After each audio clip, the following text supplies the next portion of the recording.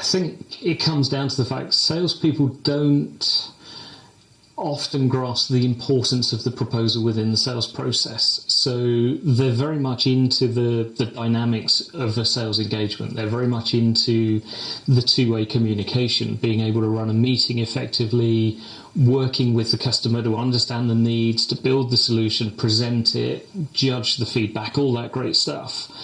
But the proposal is a very cold medium. At the end of the day, you write it in isolation, you send it, and you don't necessarily get to judge the reaction from it. So I think it comes down to the fact that salespeople just don't engage with it in the way they do with the rest of the process. Therefore, it doesn't get the same thought, it doesn't get the same love, it doesn't get the same attention as the other elements of the process.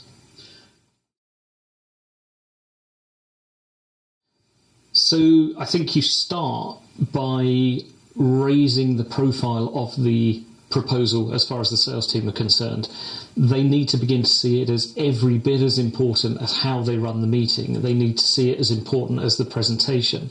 It all fits together.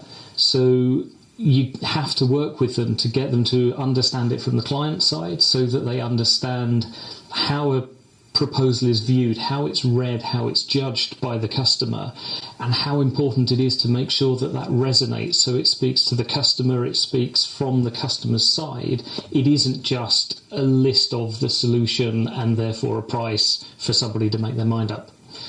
Once you've done that, once you've changed the mindset, you've then got to get the base material right. You've got to give them access to good stuff. So it's got to look good. It's got to have a strong structure to it.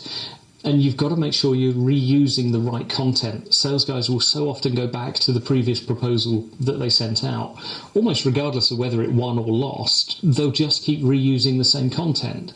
So it's about making sure that they understand which pieces they can reuse, and if they're going to do that, are they reusing stuff that's accurate? But it's also then working out which bits they're going to have to write from scratch and personalise and tailor, because that's the bit that will achieve the differentiation. And I think if you bring all of that together into something that looks good, is certainly complete in terms of giving the client everything they need to make up their mind, that will drive a much, much better conversion rate.